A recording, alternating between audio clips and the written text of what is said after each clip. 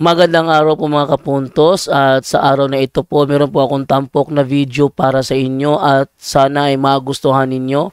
Kaya sa mga bago pa po sa aming channel, please po don't forget to hit the subscribe button at ang notification bell para maging notified kayo sa bawat video na ilalabas ko sa channel na ito. At bilang kahilingan po ng punto por punto team at naway maintindihan po ninyo, sana po wag nyo pong i-skip yung mga ads sa aming mga video. Sa maliit na bagay na po na yan, malaking tulong po yan sa ating programa at sa ating ministry. Sana po maunawaan po ninyo. Maraming salamat po, kaya wag na po natin patagalin. Simulan na po natin.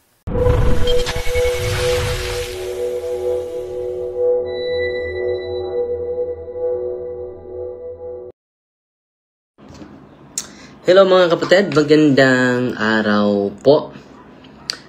Kumusta po kayo? Ngayon last size meron tayong information sa mga kasama natin sa formation, sa deliverance and exorcism. Kumusta po? At ngayon ay tatalakayin natin itong maganda na sinishare ni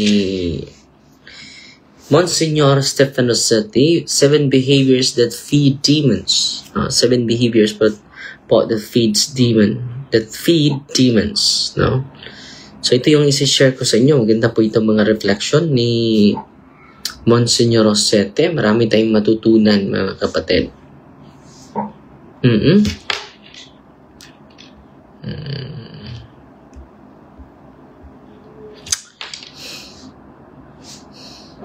May hapon pa there, watching from Malay-Balay, Bukidnon, si Joy Hansel Conyales. No, 2 minutes greeting, si Giger Siniel, Yam Montejo, si Joseph Baron Artajo sa Davao City, si Pats Martinez, good evening, good afternoon, Father.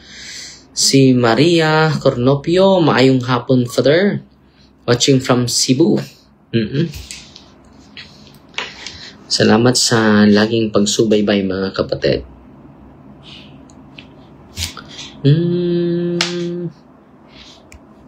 So ngayon, yung isi-share ko sa inyo, 7 behaviors that feed demons. Sabi ni Monsignor Rossetti, one of the basic principles in exorcism is to starve out the demons. And starve out, pagutumin natin yung demonyo. Yan one of the basic principles. Pagutumin natin yung demonyo mga kapatid. And then a few years ago, we had some cases where the demons actually got stronger as time went on, despite intense weekly exorcism session. So, nakaranas si Monsignor Stefan Rossetti, katayo din nakaranas nito, no? So, weekly exorcism, dumubli yun, because you never starve the demons. Kailangan, the demon will be starved out. O magugutom yung kaaway natin, yung demonyo. Sabi niya dito, in one case, the demons actually raised me about this. This night, he said, out of the mouth of the possessed person who was manifesting at the time. How's it going with pinangalan niya? The demons knew they were getting stronger in that other case, and they were gloating. So, dahil instead of starving the demons out, they were being fed. So, pinakain nila yung demonyo. Paano ba kapakainin yung demonyo? So, inarit po ngayon ni Monsignor Rossetti itong mga rason. When this happens, we need to step back and ask, what is feeding the demons? Here are some behaviors that feed the demons.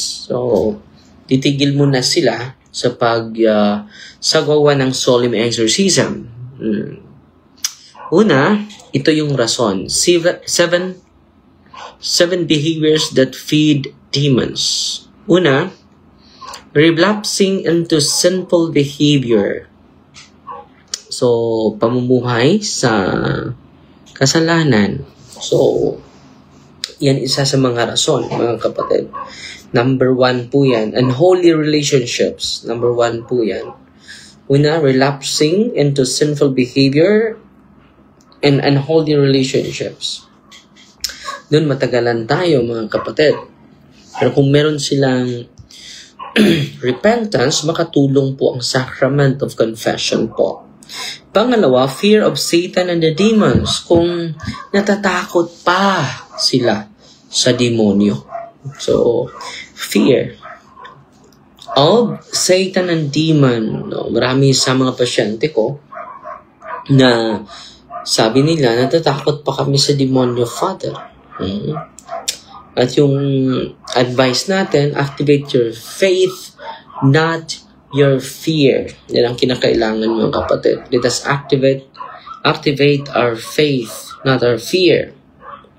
So you feed the demons when you increase your fear. Pangatlo is anger, wrath, and rage. Yung grabe, yung intensified yung galit mo. Parang, gusto mo nang pumatay. Anger. Intense anger. Hindi ka na makapatawad sa mga taong nagkasala sa'yo. Anger, wrath, and rage. Pang-apat is unforgiveness. So, kapag hindi ka magpatawad, mga kapatid, alkansi tayo. So, let us ask the grace for forgiveness. Unforgiveness. No? Kapag nandyan pa yan, you feed the demons. No? You feed the demons. Pang-lima, believing false spiritual experiences and spiritual pride. No? Grabe yung spiritual pride natin. Grabe yung pagpataas natin sa sarili. Yan sa mga gifts natin. Yan sa mga karanasan natin. Spiritual pride. Dahil ako ay madasalin, ikaw hindi. No? Naging arrogant na tayo. Believing false spiritual experiences. No? Kung meron kang pinaniwalaan na itong mga vision ko, yung mga panaginip ko, mga false spiritual experiences lead to spiritual pride. No? Yan po yung, meron akong nakilala na isang albularyo, no? Sabi niya, ako po ay makausap ko po si Mama Mary. Yan, spiritual pride. Alam ko na po yung mga katotohanan. Bakit makinig pa ako sa Catechism of the Catholic Church? Yan, sabi niya sa akin. Grabe. And then, humbly I presenting them the teachings of the church. It seems they are superior than the teachings of the church. Yan ang nangyari. So, and then, patuloy tayo. Ano pa? Frequenting, ito yung pang-anim, frequenting shamans and other pagan healers. So, laging papunta-punta kahit saan sa mga kilalang mga healer, mga spiritual healers, gano'n. So, maging delikado po yung spiritual life mo. So, yung in-exercise natin nung isang araw, kahapon, 15 ka mga occult practitioners, ninapitan nila. Pagan healers, frequenting shamans. Yan po ang pang-anim. Pang-pito, divination of all sorts. No? Spiritista. Kaya boards, mga card reading, no? Magic, numerology. Ito yung mga behaviors na dapat sa mga hinaras ng demonyo. Ito po ay iwasan dahil you feed the demon instead You starve out demons, you feed them. Okay?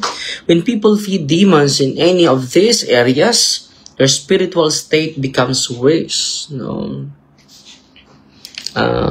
Grabe. No? Patuloy.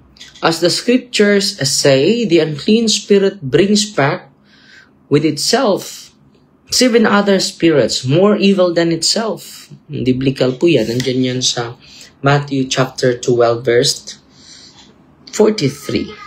But Jesus forgives. And when a proper confession and amendation of life, the exorcism can begin again. In addition, starving out the demons, it is critical that the afflicted person feed their souls with God's food.